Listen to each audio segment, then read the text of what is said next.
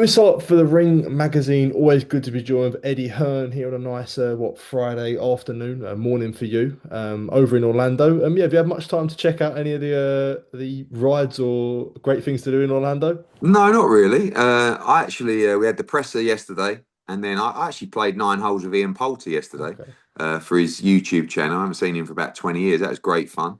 Got the weigh-in coming up in a couple of hours, and then fight night tomorrow. So looking forward to it. It's a bit of a smaller show for us than usual this week, but a very important card for a lot of our fighters. Obviously, a big heavyweight fight. Amari Jones back in his homecoming. Huge fight for Pat Brown as well with his US debut. Nishan Dev, Ingram against Gomez, a really good fight on the card. So it's going to be fun.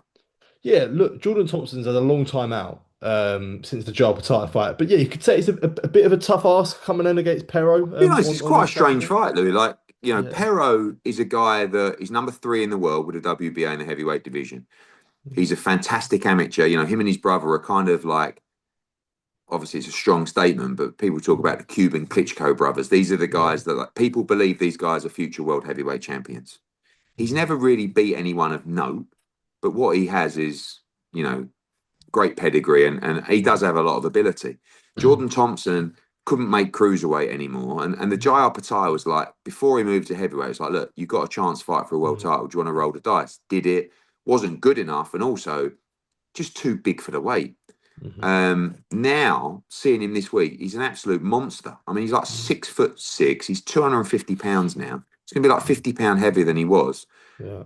He's always been a sharpshooter. He's always been very fast. He's always punched very hard.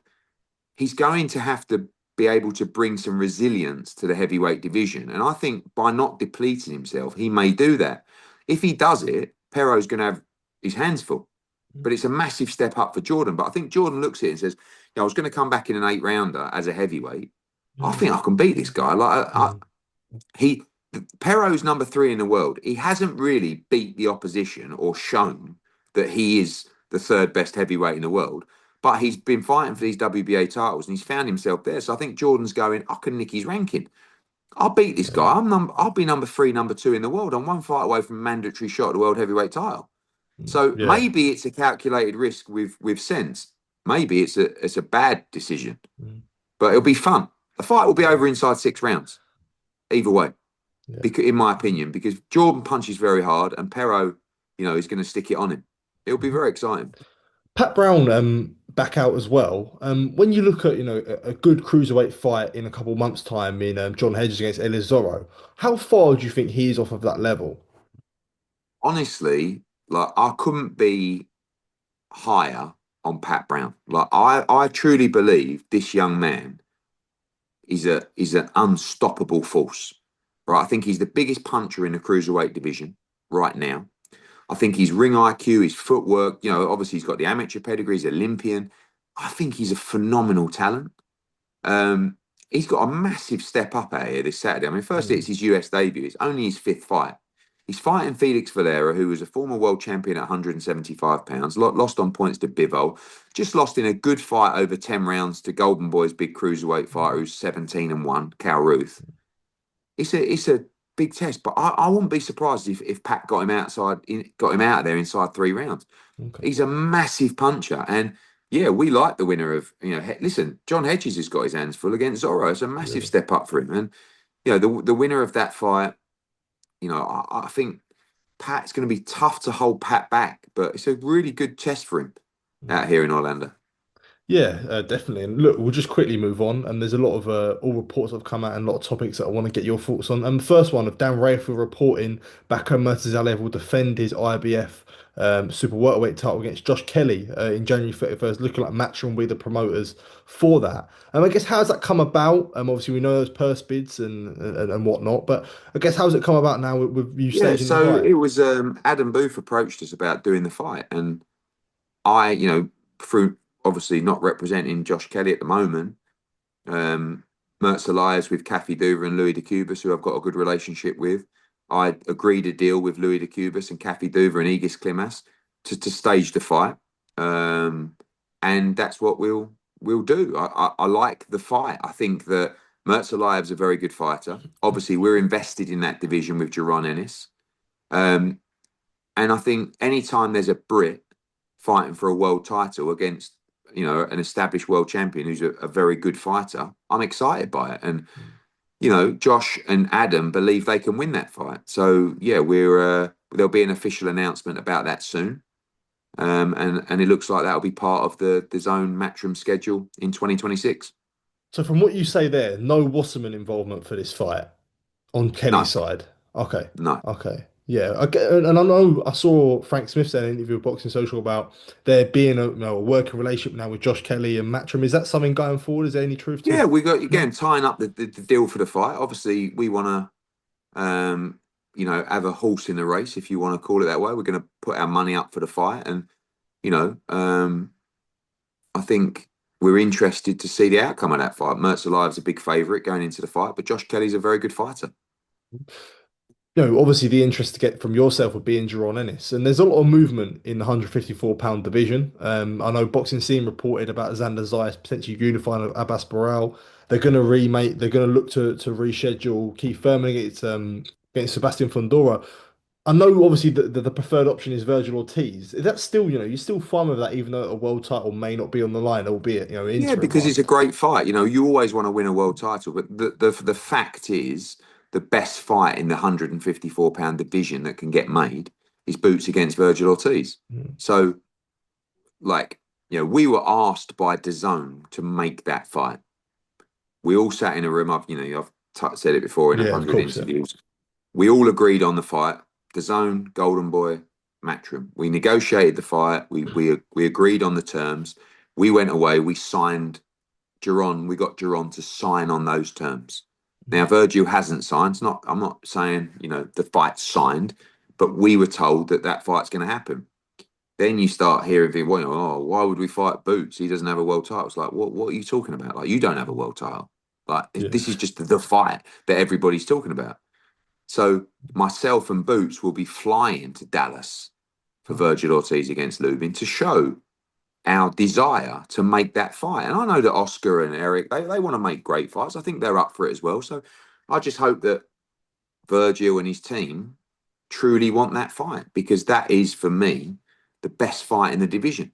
If we can't get that fight, and we can't make Vergil Ortiz fight, but if he doesn't want to take the fight, of course, we will target the winner of Murtazaliev against Josh Kelly, maybe a boo ourselves. For me as well, another fight that's arguably up there with Vergil Ortiz is Xander Zayas against Boots on Puerto Rican Day at Madison Square Garden. Like Philly, New York, Puerto Rico. It's a massive fight. So look, we also appreciate that Boots is phenomenal, and it ain't going to be easy to get him the fights, but that's our job. We'll deliver it. We delivered it at 47 with Stanionis, and we'll do the same up at 54.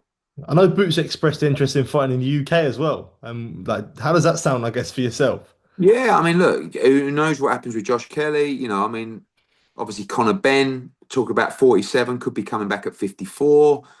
Like, people know how good Boots is, and you're going to see over the next, 6, 9, 12 months just how good this guy is. I think he's going to be pound for pound number one.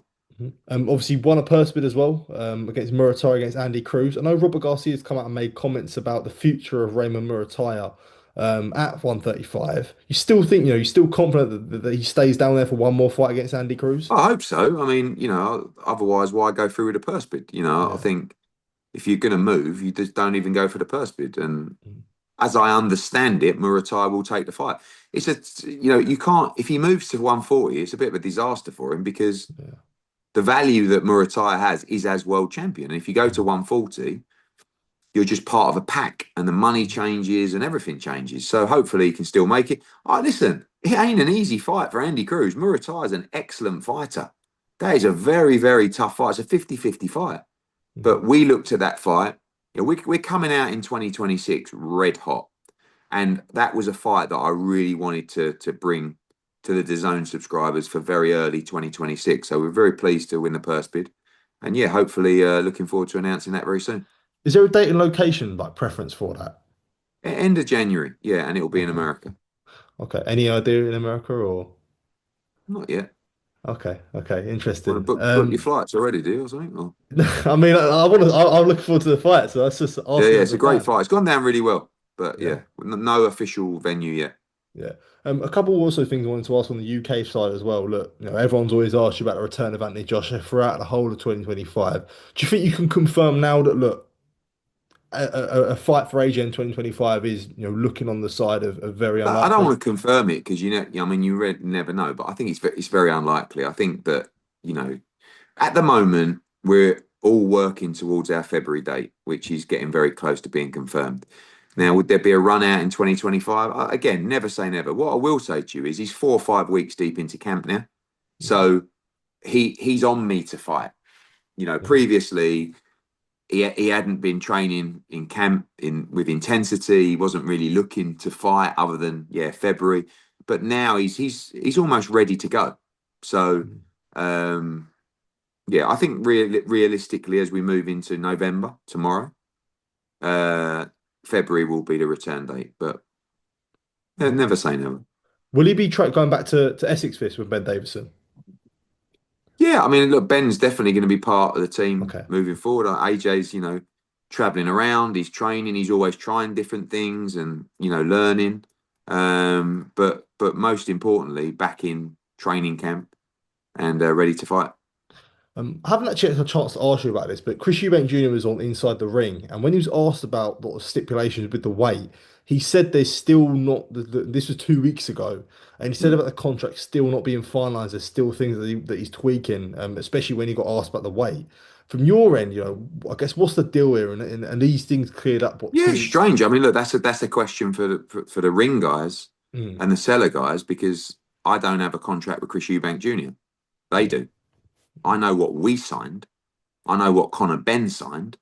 And there's no movement on the weight at all. So, that's going to be a sticky one still for them. And it's not my business how Chris Eubank does business, but I know how we do business, mm, and we know what's in our contract. So, yeah, the weight is the weight. The rehydration is the rehydration. I do not believe that will change at all. Well, I know it won't change. Whatever penalties he decides with Ring and Seller is up to those guys. I know what our penalties are, and we received it last time. Thank you very much. And yeah, I don't know if you saw Conor Ben's Cullinan on the drive, but that was all courtesy of the 0.01 ounce. yeah. So we're not trying to be clever. We don't really want to fight a middleweight. I mean, don't forget the reason that we took the fight in the first place was that it was 157 pounds.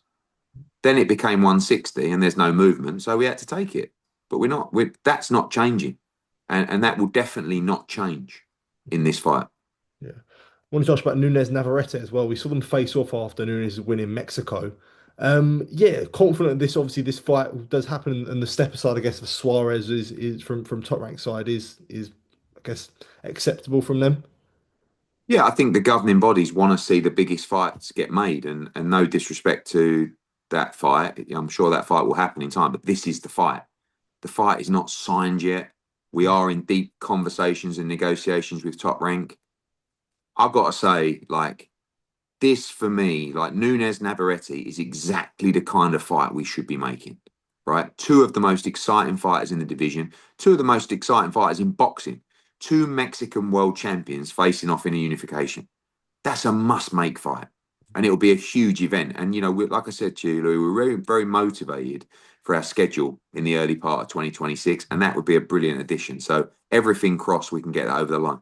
Do you can understand why like someone like Ray Ford may be a bit, I guess, pissed off at this? Yeah, but you also have to understand the thing that's called the real world, Yeah. right? And the reality is, we're keeping Ray Ford very active. He hasn't looked incredible in his recent fights. He's got the job done. We are working hard to deliver Ray Ford a shot at the world title, and I believe he deserves a shot at the world title because I believe he beat Nick Ball, and I still think he should have got that decision. But either way, our job is to get him a shot. What we also can't ignore is that the commercial value of Nunez Navarrete of Nunez and Ford is much different to that of Nunez against Navarrete. Mm. I mean, you're talking about a fight that will sell 10,000 in Phoenix. You're talking about a fight that will do massive numbers in America and in Mexico. And you're talking about one of the very best fights in boxing. Mm. That's Yeah. life. That's the reality. And that's the fight you're going to try and make if you want to give the fight fans the very best and biggest fights in the sport. Nunez Ford, amazing fight. Love to make Ray against the winner. Want to make the Ray against the winner of Fulton against Foster. In an ideal world, I would make Foster against Ford with top rank, and I would make Navarette against Nunez with top rank, and then they would unify. Mm. That's where we want to get to. But I can't ignore Nunez Navarette. He is a monster, and I hope we can get it done. Yeah, last two from myself as well. Obviously we saw the announcement of Matias and Dalton Smith for January 10th, a press conference in a couple of weeks' time. As for broadcaster, is there any update on a broadcaster for this? No, it's a very strange turnout, to be honest with you. I mean, we lost the purse bid with a very big bid, and Fresh Productions made a huge bid, and we were told the fight was going to be in Puerto Rico, which I guess made sense. You can get a little bit of government money, and blah blah blah. Then we were told that the fight's now going to be in New York on January the 10th. So I just presumed, oh, what? Is Ring doing a card? Is it a PBC card? So I spoke to, His Excellency. I spoke to Louis de Cubas. Nothing to do with us. Yeah. So it looks like Fresh Productions are doing a show in New York with, I don't know who the broadcaster is. I mean, but I don't know where the money's going to come from. But we're happy it's in New York over Puerto Rico, and we're ready.